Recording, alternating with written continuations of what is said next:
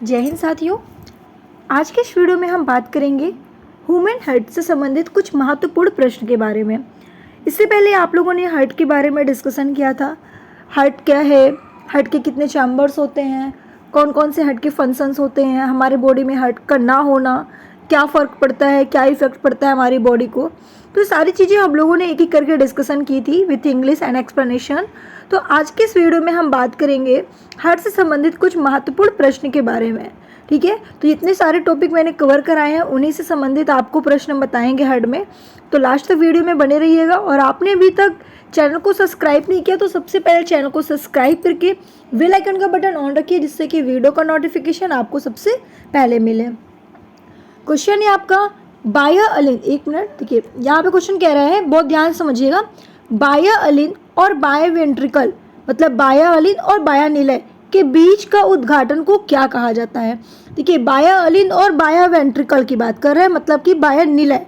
ठीक है, तो भाई देखिए हार्ट के 4 चैम्बर होते हैं। ठीक है, सभी को पता है कि हार्ट के हमारे 4 चैम्बर होते हैं, और कौन कौन से होते हैं ये भी आपको मालूम है कि हार्ट के 4 चैम्बर। ठीक, ये हो गया। अब वो यहाँ पे कह रहा है कि बाह्य अलिंद और बाह्य निलय, मतलब कि बाह्य अलिंद ये है और बाह्य निलय ये है। तो जब बाह्य अलिंद ये है और बाह्य निलय ये है, तो इनके बीच में क्या पूछ रहा है आपसे, उद्घाटन को क्या कहा जाता है। तो इन दोनों के बीच में एक वॉल्व होता है जिसको हम लोग क्या बोलते हैं, ट्राइकस्पिड वॉल्व। यहाँ पे 3 ऐसे होते हैं, जिसे ट्राइकस्पिड वॉल्व बोलते हैं, और यहाँ पे 2 होते हैं, इसे बाइकस्पिड वॉल्व बोलते हैं। ठीक है, ये ट्राइकस्पिड हुआ और ये बाइकस्पिड हुआ। तो इसका आंसर क्या होगा, त्रिवली कपाट। त्रिवली कपाट बिल्कुल करेक्ट आंसर है। इस तरीके से हमारे बॉडी में, हमारे बॉडी के हार्ट में जो होता है, ठीक है, जो हमारा हार्ट है, ह्यूमंस का हार्ट है, उसमें 4 वॉल्व होते हैं, 4 चैम्बर होते हैं। कौन कौन से वॉल्व होते हैं, तो देखिए यहाँ पे दिया है ट्राइकस्पिड वॉल्व, मिट्रल वॉल्व जिसे बाइकस्पिड वॉल्व कहते हैं, एक होता है पल्मोनरी वॉल्व और एक होता है ऑरिकल वॉल्व, है ना। इस तरीके से 4 वॉल्व यहाँ पे प्रेजेंट होते हैं। चलिए आइए नेक्स्ट क्वेश्चन पे आते हैं। सैन का स्थान कहाँ है। देखिए सैन का स्थान कहाँ है। देखिए सबसे पहले तो हम बात करेंगे कि सैन को हम पेस मेकर के नाम से भी जानते हैं। ठीक है, सैन वही है जिसे पेस मेकर कहा जाता है, हृदय का पेस मेकर। ठीक है, देखिए सैन का फुल फॉर्म क्या होता है, तो ये देखिए यहाँ पे आपको पढ़ सकते हैं, ये सैन का फुल फॉर्म है। ठीक है, मतलब कि साइनोट्रियल नोड, ये फुल फॉर्म है, साइनोट्रियल नोड सैन का फुल फॉर्म है। और सैन कहाँ पे प्रेजेंट होता है, इसका स्थान कहाँ पे है, तो आपको बताना है क्या। देखिए यहाँ पे स्थित होता है सैन, तो यहाँ पे आप क्या बताओगे भाई, यहाँ पे क्या बाह्य अलिंद, मतलब ये बाह्य अलिंद है, और दाएं ऊपरी कोना, बाह्य अलिंद का दायां ऊपरी कोना। तो इसका राइट आंसर क्या हो जाएगा, तो आपका ये हो जाएगा भाई सी नंबर बिल्कुल करेक्ट है, और आप यहाँ पे इसका हार्ट को देख पा रहे हो। ठीक है, चलिए नेक्स्ट क्वेश्चन पे आते हैं हम लोग। नेक्स्ट क्वेश्चन आपका क्या कह रहा है, इनमें से कौन सा अंग वक्ष गुहा में स्थित है। देखिए वक्ष गुहा में स्थित है। अब देखिए वक्ष गुहा का मतलब कि केज, रिब केज। ठीक है, रिब केज को कहते हैं वक्ष गुहा। ओहो, देखिए यहाँ पे क्वेश्चन कह रहा है कि वक्ष गुहा, जिसको इंग्लिश में रिब केज कहा जाता है।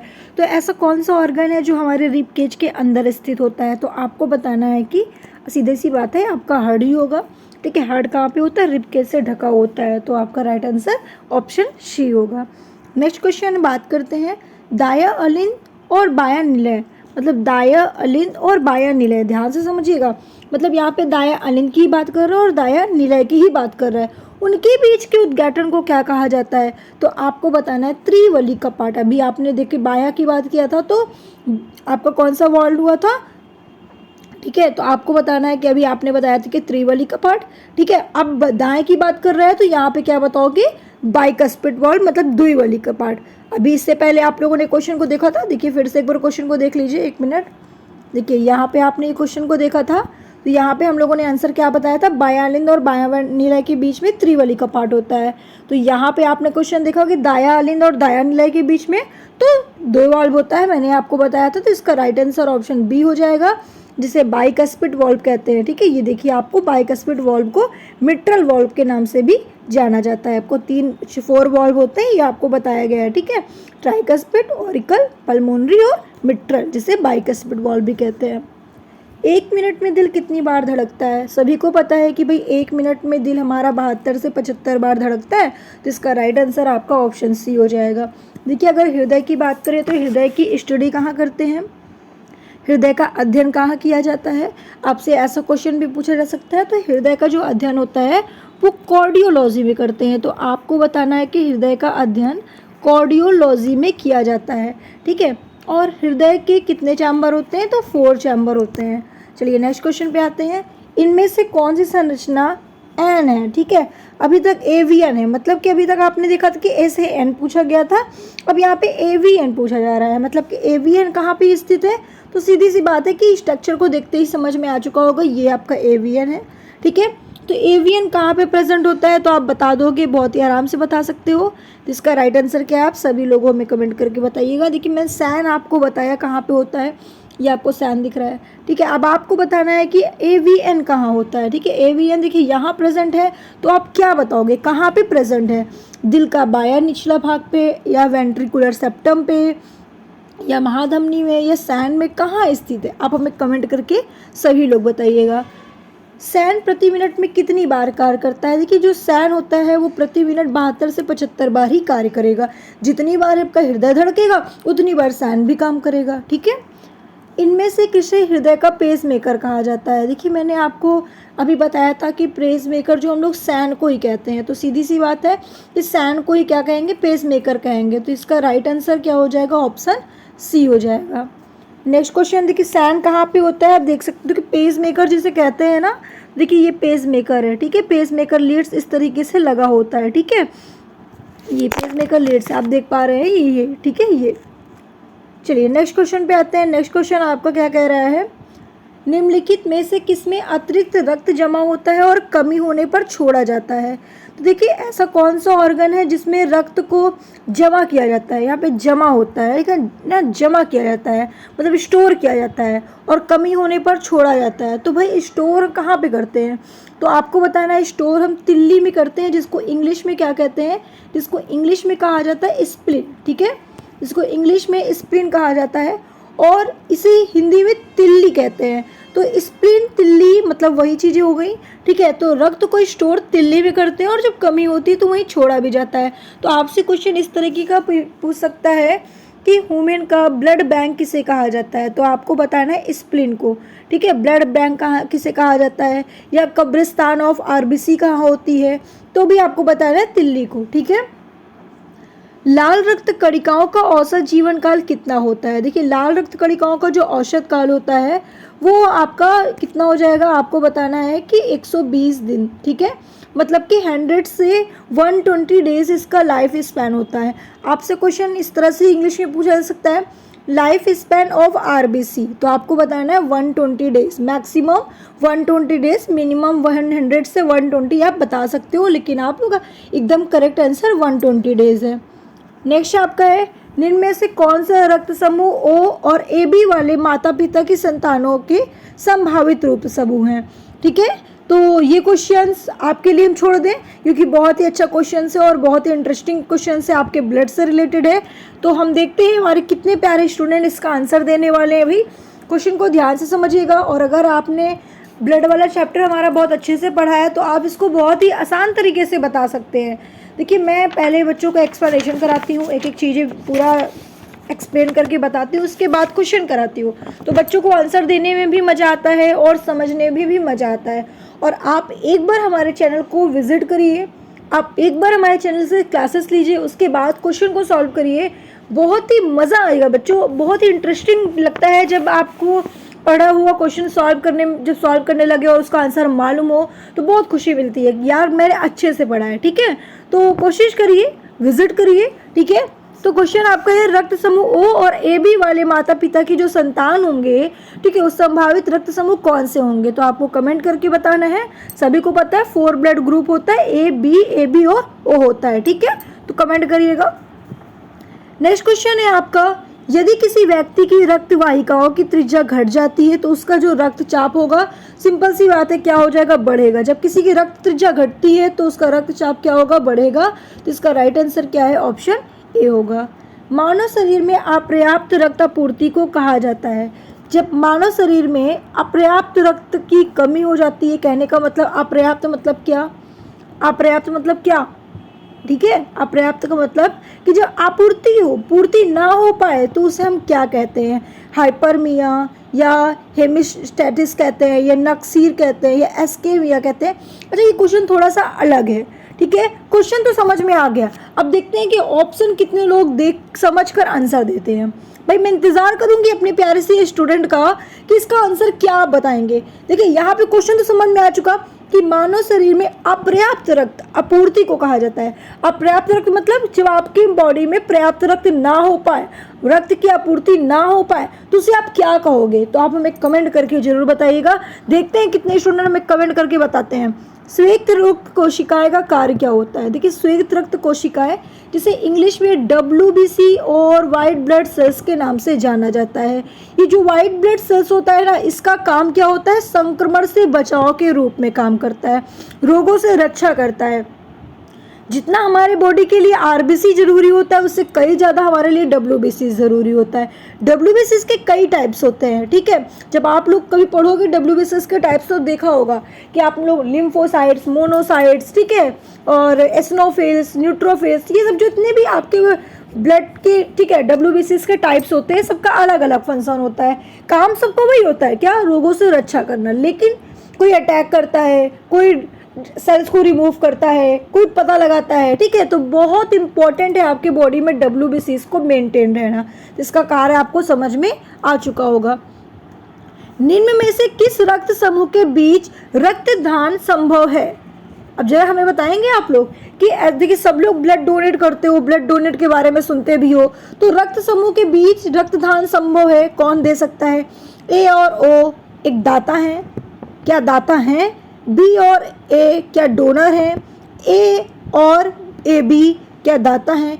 AB और O क्या AB डोनर है।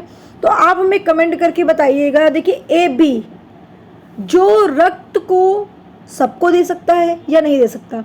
क्या आपको समझ में आ रहा है मैं क्या बोल रही हूँ। बहुत ही समझदार क्वेश्चन है, बहुत समझदार क्वेश्चन है, बस क्वेश्चन को समझना है। आपने अगर ब्लड ग्रुप अच्छे से नहीं पढ़ा है, रटा हुआ है, तो कभी नहीं बता पाओगे। अगर आपने मेरी क्लास को देखा और एक्सप्लेनेशन के पास आज सब समझा है तो आप तुरंत बता लोगे। तो मुझे जल्दी से बताइए कि क्या होगा। क्या मैं आपके लिए छोड़ दूँ क्वेश्चन, एक क्वेश्चन क्या मैं आपके लिए छोड़ दूँ। जल्दी से कमेंट करिएगा भाई। रक्त समूह के बीच का रक्तदान संभव है, कौन डोनर है, कौन रक्तदान कर सकता है। जल्दी से कमेंट करिएगा ये 4 ऑप्शन के लिए। कहोगे मैम जितना भी क्वेश्चन आप पढ़ा रही हैं सब छोड़ दे रही हैं। भाई छोड़ इसलिए दे रहे हैं क्योंकि देखते हैं कितने क्वेश्चन। देखिए क्वेश्चन का आंसर सभी को पता है, लेकिन क्या होता है हमें थोड़ा सा कन्फ्यूज़न होता है। तो उस कन्फ्यूज़न को आपको दूर करना है, मुझे नहीं, ठीक है। आपको दूर करना है तो कोशिश करिएगा, पढ़िएगा, ठीक है। अगर आपको नहीं पता तो आप बिल्कुल कंफर्म करके कमेंट करिएगा, लेकिन कमेंट जरूर करिएगा। और कमेंट किया हुआ क्वेश्चन कभी भूलेंगे नहीं कि यार मैंने एक क्वेश्चन मैम को कमेंट करके पूछा था। मानव रक्त का pH मान कितना होता है, सभी को पता है इसका। मानव रक्त का pH मान कितना होता है, 7.4 होता है। तो इसका राइट आंसर क्या हो जाएगा, 7.4। रक्त में थक्का रोधी पदार्थ कौन सा है। देखिए रक्त में जो थक्का रोधी पदार्थ होता है वो हिपैरिन होता है। हिपैरिन हमें कहाँ से मिलता है, जब हमारे बॉडी में कभी, देखिए हिपैरिन क्या है, सबसे पहले ये समझ लीजिए। हिपैरिन क्या होता है, हमारे बॉडी में अगर हिपैरिन की कभी कमी हो जाए, ठीक है, तो हमें हिपैरिन डॉक्टर आर्टिफिशियल देते हैं ताकि हिपैरिन की भरपूर मात्रा हो जाए। तो आर्टिफिशियल हिपैरिन हमें मिलता कहाँ से है, तो आप ये लीच देख रहे हो जो बारिश के मौसम में निकलता है, नमक डाल दो तो हट जाता है, मतलब हटने का मतलब चिपक गया तो नमक डालने पे ही आपको छोड़ता है। तो ये क्या है भाई, हिपैरिन है, ठीक है। हिपैरिन देने वाला एक जीव है। तो इसे हम लोग क्या कहते हैं, इसे हम लोग कहते हैं क्या है, जोक, ठीक है। ये देखने में बड़ा घिनौना सा लगता है, बहुत लोग इसे घिनाते हैं, लेकिन ये एक ऐसा जीव है जो आपको हिपैरिन देने का काम करता है। तो इसके लार्वा से हमें हिपैरिन पूर्ण मात्रा में, भरपूर मात्रा में मिलता है। तो इंजेक्शन के रूप में आपको डॉक्टर हिपैरिन देते हैं इसके लार्वा से निकाल कर, ठीक है। तो इसका राइट आंसर क्या होगा, ऑप्शन डी होगा।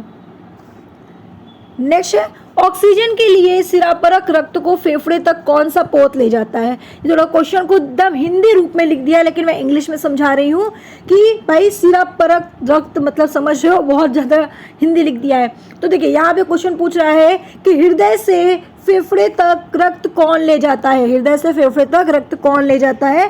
तो देखिए हृदय से फेफड़े तक रक्त ले जाने का काम कौन करता है, तो आपको बताना है फुसफुस धमनी। ध्यान से समझिएगा। सबसे पहले क्या होती है, सबसे पहले सिरा आती है। सिरा कैसा ब्लड ले जाती है, इम्प्योर ब्लड ले जाती है।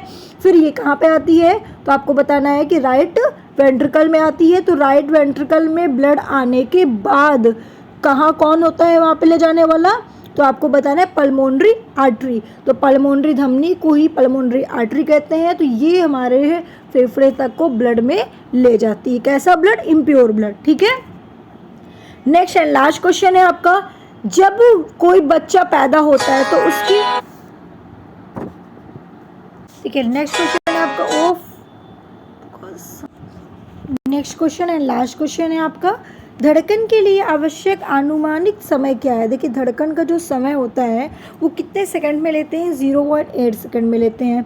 0.8 सेकंड में आपका हार्ट मतलब कि धड़कन को लेते हैं। जैसे कहने का मतलब समझो, यहाँ पे आपने पढ़ा होगा, ठीक है, क्या पढ़ा होगा भाई, देखिए जो हमारा हार्ट बीट होता है, एक बार पंप करता है, एक बार क्या होता है, फैलता है। मतलब फैलने का मतलब कि एक बार रिलैक्स होता है, एक बार कॉन्ट्रैक्ट होता है, रिलैक्स होता है, कॉन्ट्रैक्ट होता है। तो रिलैक्स और कॉन्ट्रैक्ट को लेने में टोटल जो समय लगता है वो 0.8 समय लगता है। रिलैक्स 0.3 और कॉन्ट्रैक्ट 0.5, तो टोटल मिलाकर 0.8 सेकंड लगता है एक धड़कन को कंप्लीट करने में। ठीक है, तो वीडियो यहीं पे समाप्त करते हैं। ऐसी ही क्लासेस देखने के लिए चैनल को सब्सक्राइब करके रखिए, वीडियो को लाइक करके रखिए। हम आपको काफ़ी इंपॉर्टेंट क्वेश्चंस दे रहे हैं, और देखिए मैंने बताया कि आपको सारे क्वेश्चंस आपको विथ इंग्लिश से पढ़ाया गया है। लैंग्वेज हिंदी भी यूज किया गया है ताकि बच्चों को अच्छे समझ में आए।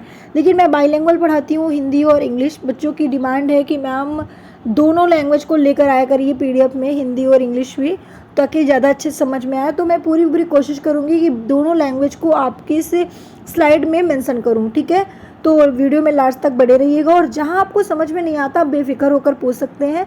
चैनल को थोड़ा सा आपका सपोर्ट चाहिए, जो आप लोगों का प्यार से पूरी चैनल हमारे सपोर्ट में है, और आपका प्यार होगा तो हम बहुत ही आगे जाएंगे और आपके लिए बहुत कुछ कर पाएंगे।